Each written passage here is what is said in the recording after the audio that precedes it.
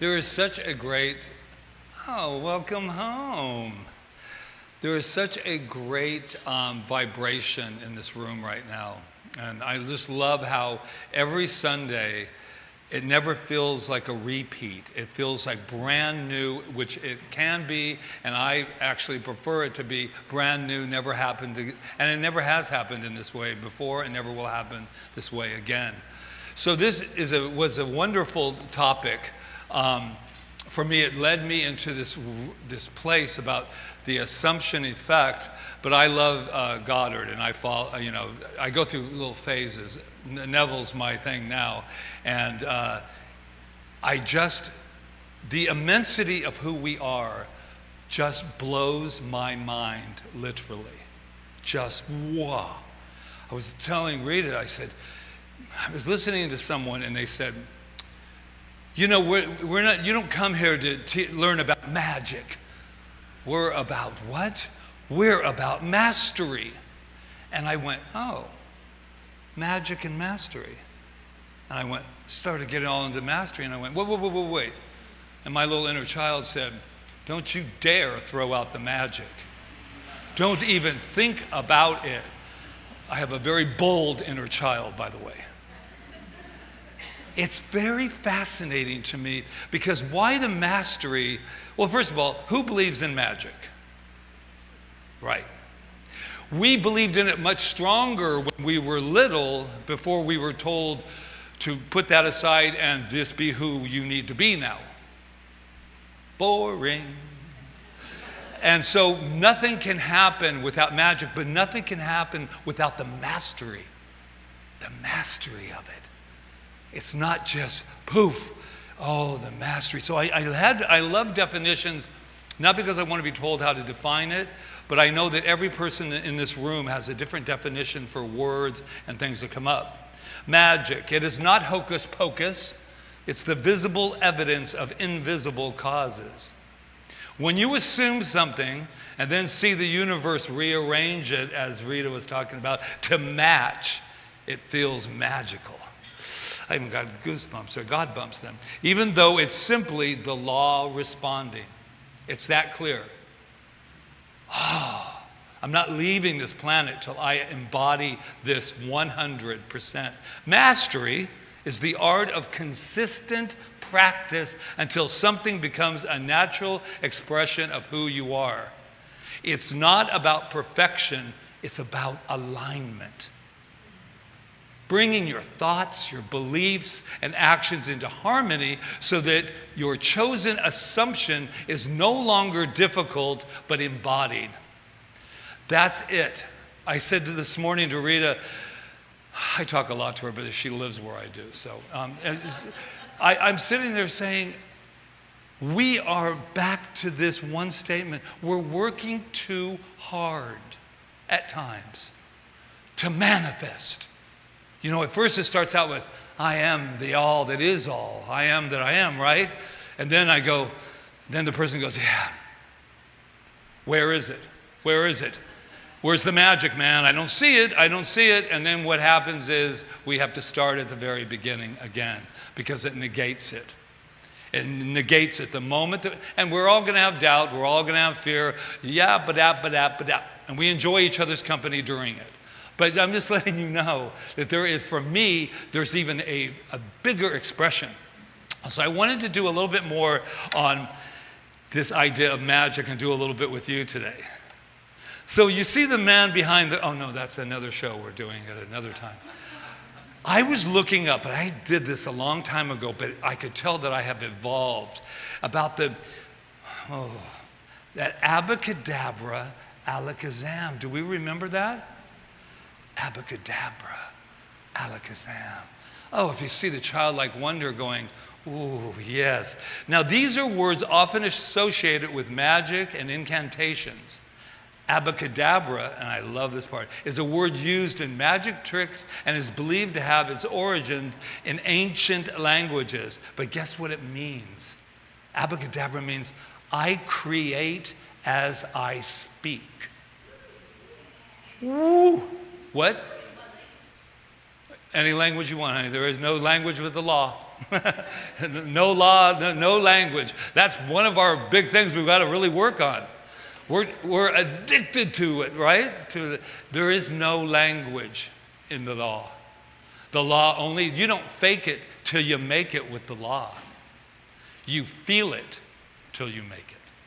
You feel it all the way home. And that is the wonderful thing. So I brought one of my things I work with when you guys aren't around, because everybody gets all afraid of stuff, So I want to tell you where this came from. This came from a young man, and if you've been with us for a while, his name was Everett, the son of Saratina. And he got all into this Harry Potter thing like crazy.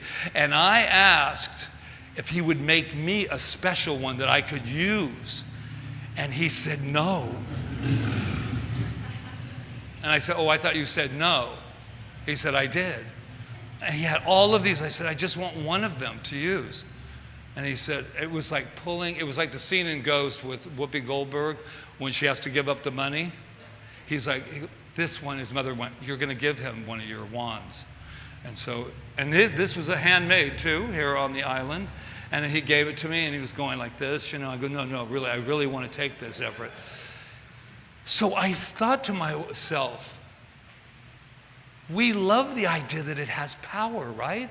I mean, look at all the money that's put into these movies, Harry Potter, and a whole bunch of other ones, because they believe and want to believe that we're not stuck, that we have a power. And this teaching tells me I have a power. Now, here's the deal. This is nothing, unless you're in Harry Potter, and it'll come up and do all of its thing. But this is nothing unless I make it something. And I want you to just bear with me here. So, means I create. Abacadabra, alakazam means I create as I speak. Many have said our word is our wand. What we speak, what we feel, what we believe, what we assume, it comes into fruition, right? It comes into where we are. So I have an incantation for us all today. And I've used it before, and it's time that we use it again.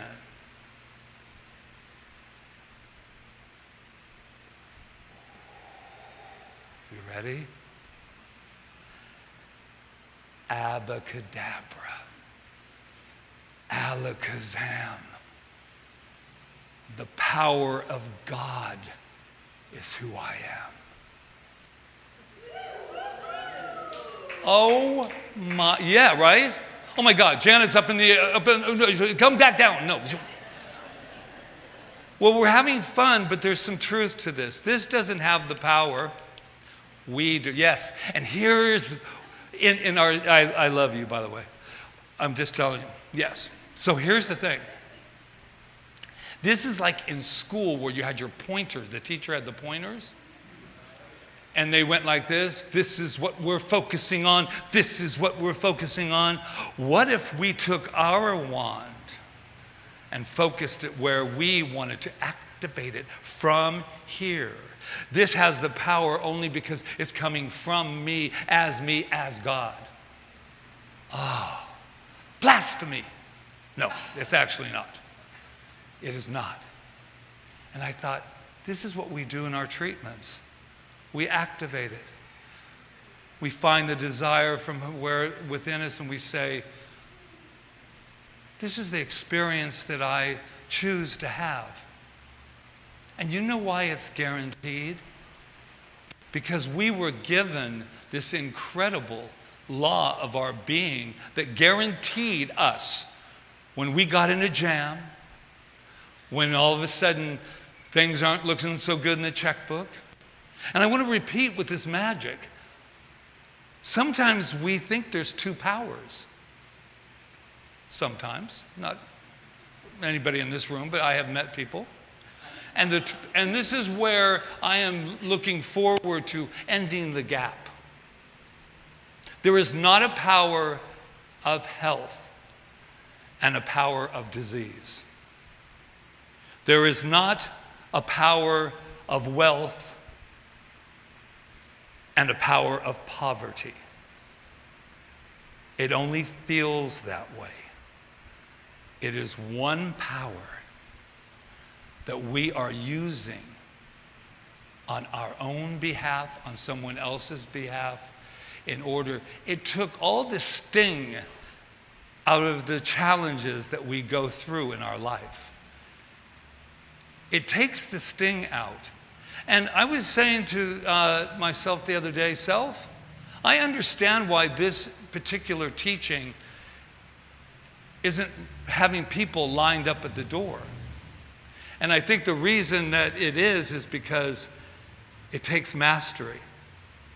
And if you're going to be a master of anything, you need to practice it.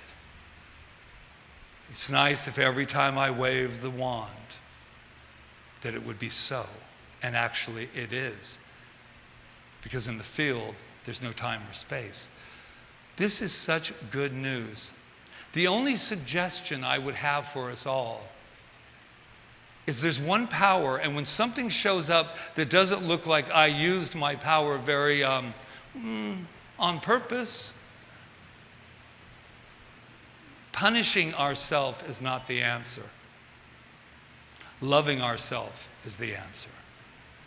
There is nothing we have ever done in our life that needs any kind of self-punishment because you decided to think something that didn't turn out the way that you wanted. So I'm to blame. No. Yes. You're responsible. That's the power of God for me. We are responsible.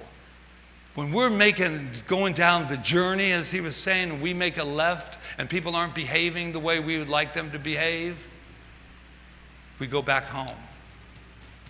We go back home. Heart coherence. We go back and we remember who we are. Oh, sometimes I get myself so excited. I'm just trying to tell you this. So let's go back to the magic for just 1 second, and then I'll let you all go. For me, I am setting the blueprint for my life right now. I said it this morning. I woke up and assumed that today would be perfect. I didn't know how, but I knew it would be. You all have this wand. You all have this childlike wonder that can just be and do and have anything. Become what you want. When I was writing the book, my book, The Memoir of a Little Man, I didn't wait to become an author till it was published. I was the writer and author writing the book that would soon meet that demand. Ernest Holmes taught that thought is creative and that we must think from the solution, not the problem. I'm going to repeat that. As long as I keep my focus on the problem, then so it is. But the moment I say, okay, I got the problem down fact, I understand it. What is it that I now want to create for my life? And become it. So he said, the law of assumption is simply another way of saying we live from the consciousness of the already accomplished. Now our next job is what? Act from it. You guys are incredible. I appreciate you. I know it's hot in here. I can feel it as I look at you. Oh, it's okay. Confidence comes from what? The magic of inside. I love you. Namaste.